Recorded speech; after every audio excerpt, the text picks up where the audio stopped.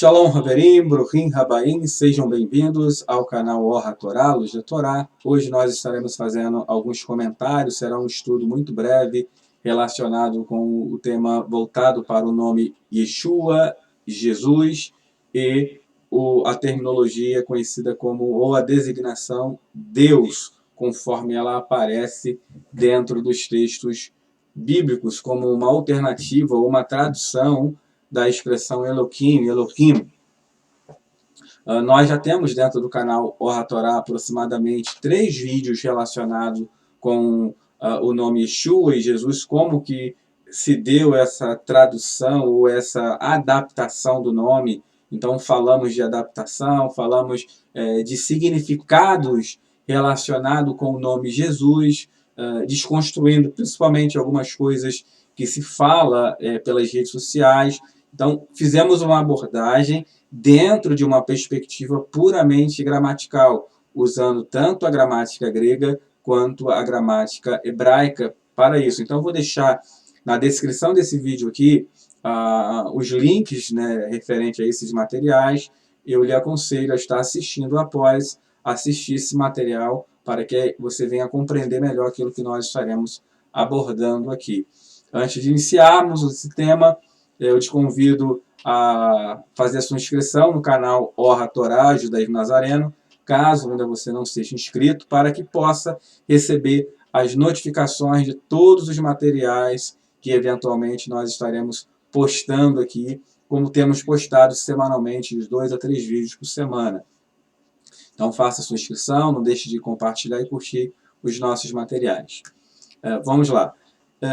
No material de hoje, nós iremos fazer alguns comentários relacionados com essa questão do nome Yeshua e Jesus, tendo em vista a ênfase que muitas comunidades e lideranças davam e ainda continuam dando no ensino dentro de suas comunidades, voltada para essa abordagem em detrimento de assuntos muito mais importantes do que relacionados com a própria Torá. Então, comunidades inteiras gastavam uma energia muito grande falando dessa questão do nome Yeshua, do nome Jesus, desconstruindo e apresentando até mesmo de uma forma bem ofensiva, tendo em vista que é uma característica das comunidades messiânicas e algumas comunidades nazarenas, a receptividade, ou seja, o acesso à comunidade. Então, imagine uma comunidade com cristãos ali frequentando, até por curiosidade, para entender como é que é feito o trabalho, a liturgia, e aquela pessoa ouvindo, então, que o nome Jesus significa Deus cavalo, Deus porco, como muitas pessoas geralmente ensinam, né, ou costumam ensinar acerca desse tema. Então, nós temos 3 vídeos no canal onde eu falo sobre essa questão, né? E dentro desses vídeos, eu geralmente apresento, né, eu apresentei e falei que, eu vou explicar isso nos vídeos. Existe uma impossibilidade muito grande na questão voltada para a tradução do nome Jesus para Yeshua. Não que isso seja impossível de acontecer, não é impossível. Quando se pega o nome Yeshua do hebraico ou do aramaico e faz essa importação direto para o português, não existe impossibilidade nenhuma. Por quê? O nome Yeshua é escrito com Yod, Shin, Shuruk, que é o Vav, e o Ain. Então, é como se nós tivéssemos o I ou o Y, o SH, o U e o Ain com um som de A no final. Então, essa transliteração, que é você pegar emprestado letras com um som equivalente do hebraico para o português, ela seria muito mais simples. O problema é que a maior parte das versões bíblicas que há hoje no mundo, elas traduzem, elas não fazem uma transliteração, elas fazem uma adaptação, porque o nome do Messias, o nome do Mashiach, não é tirado diretamente do hebraico para o português, ou para o inglês, ou para qualquer outra língua relacionada com a região pertencente. Não, ele é tirado geralmente do grego, aí vem para o português, ou do grego vai para o inglês, e por aí vai, do grego para o alemão. Então, como se trata de você pegar uma expressão, um nome do grego e para o português, existe dificuldade, e é justamente essa ideia de se trazer do grego, né, é que surgiu a designação relacionada com Jesus. Por quê? No grego, quando as expressões, os nomes hebraicos, eles foram os escritores começaram a escrever e traduzir alguns textos para o português, então esses nomes eles passaram por um processo que existe dentro da língua grega, e todas as palavras dentro da língua grega ela é submetida a esse processo, que é um processo de declinação, aonde seja nos verbos, seja nos substantivos, seja nos adjetivos, nos artigos, nas preposições, essas expressões elas receberão desinências, né? E essas desinências dentro da língua grega é que vai determinar qual é a função que aquela expressão está exercendo dentro de uma frase, dentro de uma sentença. Então, tudo recebe isso. Tudo vai receber isso. Então, quando uma expressão ela recebe essa desinência, uma mesma expressão pode ter várias desinências, ela então passará por uma transformação fonética. Eu vou dar um exemplo aqui para vocês dessas desinências que nós temos. Essas desinências são... Aqui nós temos os casos, né, dentro da língua grega. Eu estou usando aqui as desinências, né, das terminações relacionadas com os casos gregos. Então temos ali a primeira desinência relacionada com o nominativo, que é o substantivo quando vai exercer função de sujeito dentro de uma oração. Temos o genitivo, temos o dativo, o acusativo e o vocativo. Então você observa que no final de cada caso nós temos uma terminação diferente. Então essas desinências relacionadas com os casos, elas farão parte de todo o substantivo. E cada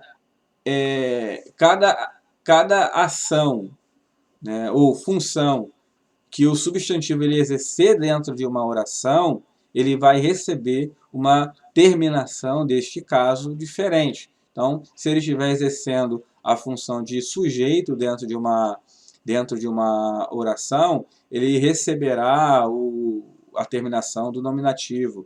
Se ele for um objeto direto do verbo, ele vai receber lá a terminação do acusativo. E por aí vai. Então, é dessa forma que funciona a língua grega. Então, quando se trata do nome Yeshua, e esse nome ele foi adaptado dentro da língua grega, ele automaticamente ele passa por esse processo de recebimento dessas desinências relacionadas com o caso, porque é assim que funciona a gramática.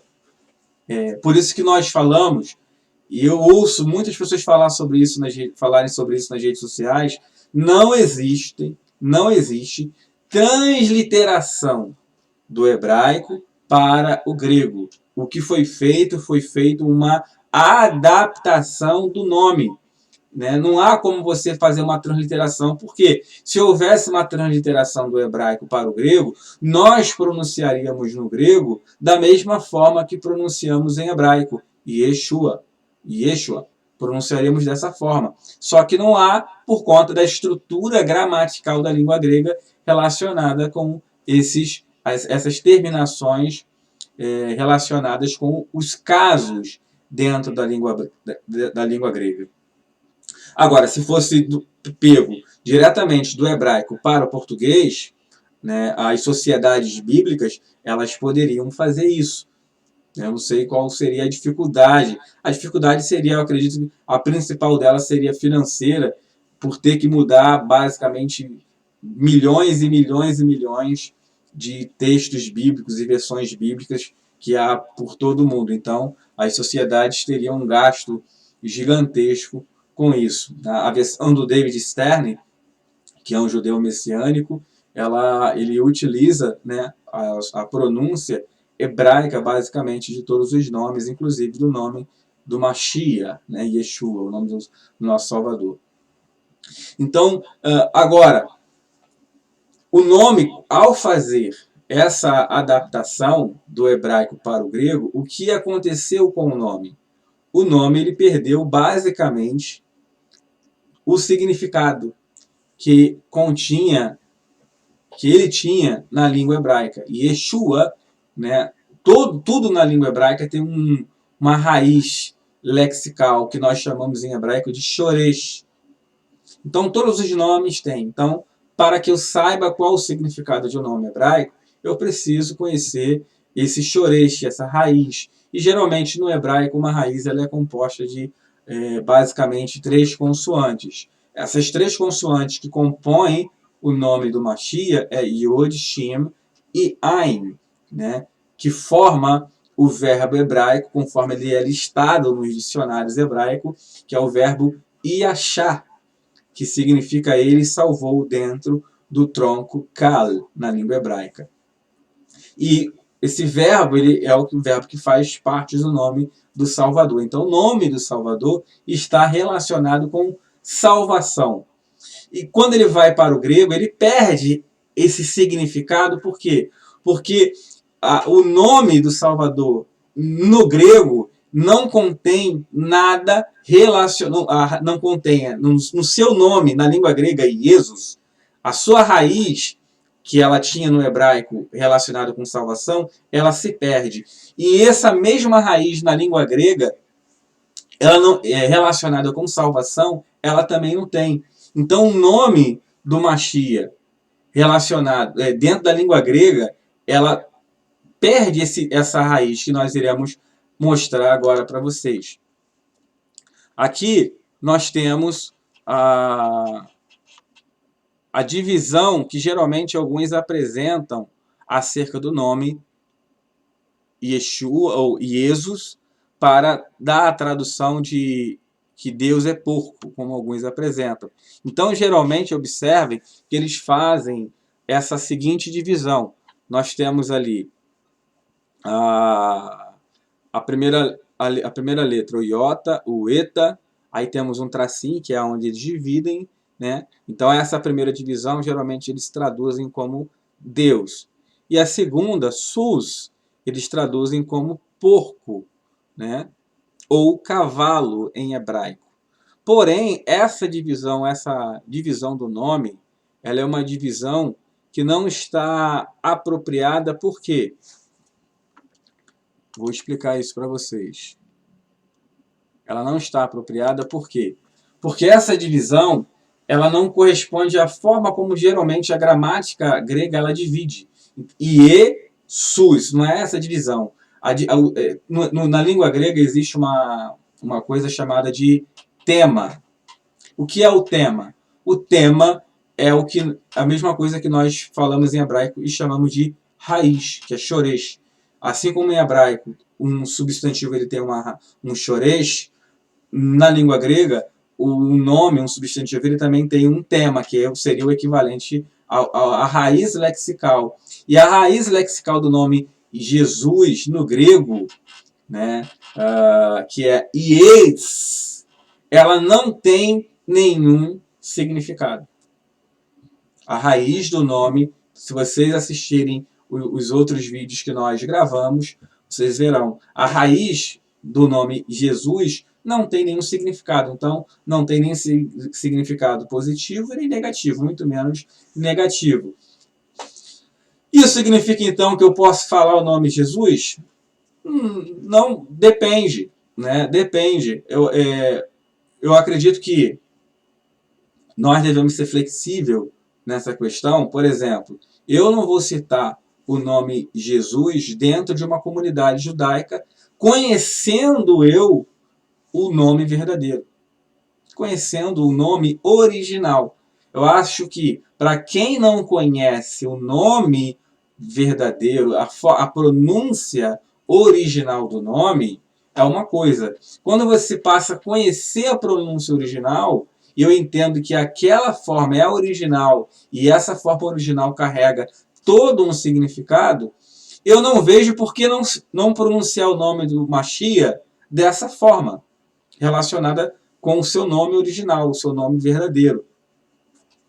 Agora, se você estiver conversando com uma pessoa fora da comunidade, às vezes é um cristão, que você percebe que tem muita dificuldade de compreensão de uma série de assuntos, e você naquele momento não quer polemizar, é compreensível o uso da forma convencional, não que você adote aquela forma. Então, isso vai de cada momento, da situação que você está vivendo.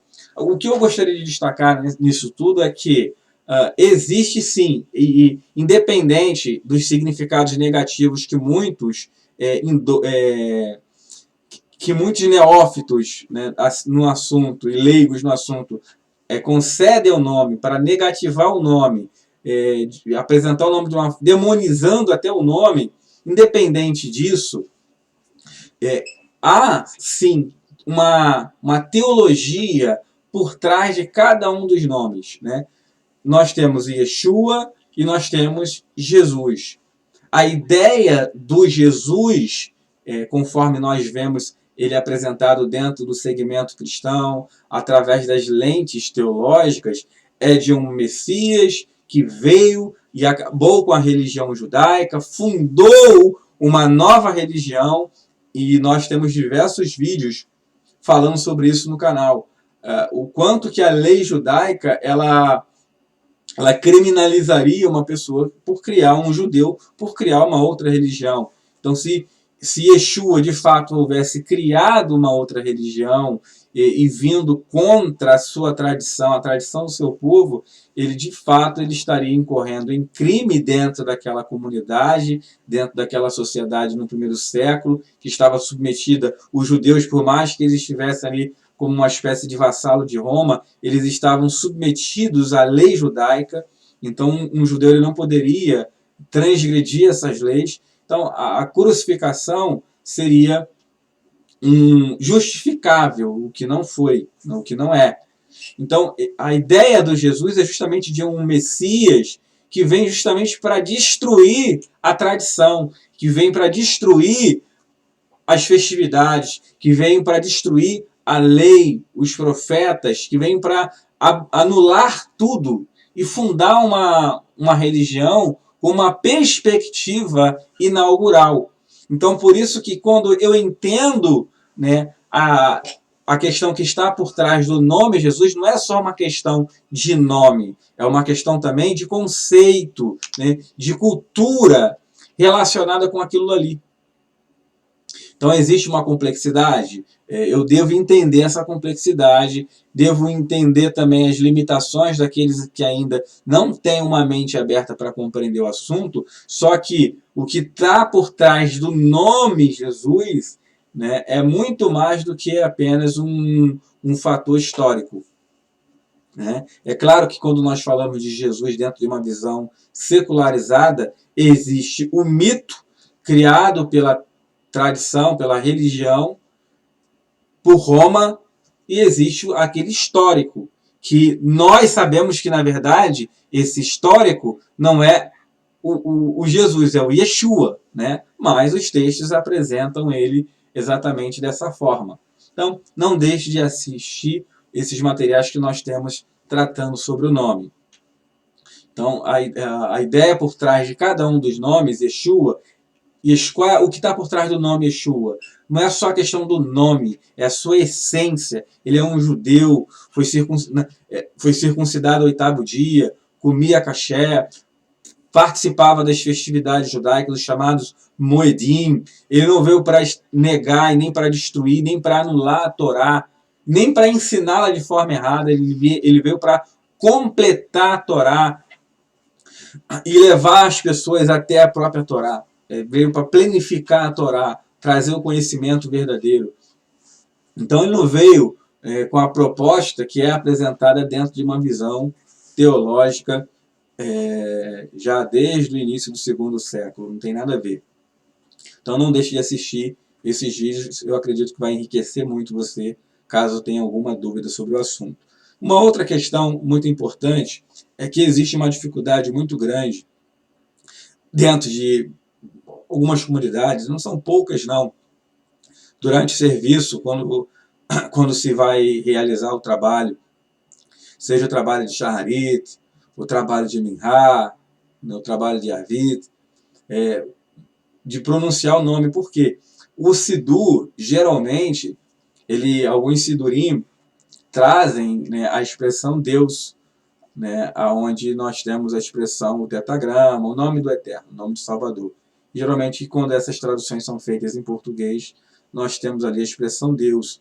E a expressão Deus, ela está ligada a uma série de questões gramaticais voltado para a língua grega que irá convergir, né, para o nome Zeus, que era o deus maior do panteão romano, o panteão grego, dentro daquela mitologia ali, dentro daquele politeísmo que havia. Então, geralmente, quando se descobre isso, as pessoas elas têm uma dificuldade muito grande, e isso, às vezes, é motivo de muitos conflitos dentro de uma comunidade, às vezes conflitos dentro, ou conflitos que ocorrem dentro até mesmo de casa, porque quando se fala de restauração, quando um cristão, principalmente um cristão católico, ele passa a ter um conhecimento da Torá e geralmente ele chega a Torá através dessas informações de materiais como esse que nós estamos apresentando aqui, ele leva isso para dentro de casa. Eu tenho uma experiência com pessoas que, em um primeiro momento, levaram esse conhecimento, essa informação para dentro de casa, radicalizaram, proibiam as suas famílias até mesmo de pronunciar, e há até casos de separações, né, por conta disso. Então, há muitas situações complicadas relacionadas com isso. E, às vezes, esse radicalismo todo, ele não é um radicalismo acompanhado de um conhecimento. Quando eu digo conhecimento, não é conhecimento apenas de assuntos relacionados com o que eu estou apresentando aqui. Deus, ele é uma declinação que dá origem à expressão Zeus, ou Deus é uma declinação que vem da palavra Zeus. Então, quando nós oramos e falamos Deus em nossas tefilot, nós estamos orando lá ao Deus do paganismo. Então, o conhecimento da pessoa, às vezes, ela se trata somente dessa questão aqui gramatical e não entende, na verdade, a complexidade que existe por trás dessa questão relacionada com o nome Deus. Por quê? Esse nome, essa expressão, esse título, ele é utilizado geralmente dentro das versões em português como um equivalente inadequado. É um equivalente locaché, impróprio, né? Mas é um equivalente da expressão Elohim, que aparece dentro dos textos bíblicos. Ou o próprio tetragrama, né? Quando aparece o tetragrama dentro da Torá, geralmente em português, nós temos também a expressão Deus. Então, por exemplo, quando nós lemos ali Bereshit bara Elohim, teremos dentro do português, no princípio criou Deus. Então, essa expressão Elohim, dentro da língua hebraica, ela é uma expressão, primeiramente, Elohim, você tem ali um plural majéstico, que vem da forma Eloar, né? Ou da contração El. Então você tem essa expressão Elohim. E Elohim, dentro da literatura hebraica, ela pode ser traduzida como algo relacionado à divindade, como acontece nas versões em português em Bereshit 1. Mas, dependendo do contexto, Elohim pode ser traduzido como poderes, como juízes, é entendido também como essências, né? Como essências. E a própria expressão Elohim dentro da linguagem cabalística, está relacionado com a manifestação imanente ou imanente do Criador, né, na esfera dos mundos. Ou seja, é a forma como a luz do Criador, a luz do Ein Sof, vai encher, vai planificar todos os mundos. Então você tem diversas significâncias. Quando falamos de Elohim dentro de uma linguagem haláquica, ou seja, os materiais judaicos que tratam de lei, de Alahá, né, vão utilizar a expressão Elohim em referência aos juízes que pertencem, que fazem parte de uma corte judaica, de uma corte suprema, principalmente. Por exemplo, o texto de Gênesis, Bereshit 6, quando fala dos filhos de Deus, há muitos comentários judaicos que vão traduzir ele não como anjos, conforme aparece na sugestão que é apresentada por Sefer Hano, pelo livro de Enoque, mas eles vão traduzir ele como os filhos dos juízes daquela época, os homens de nome, que tinham uma certa importância dentro daquela sociedade.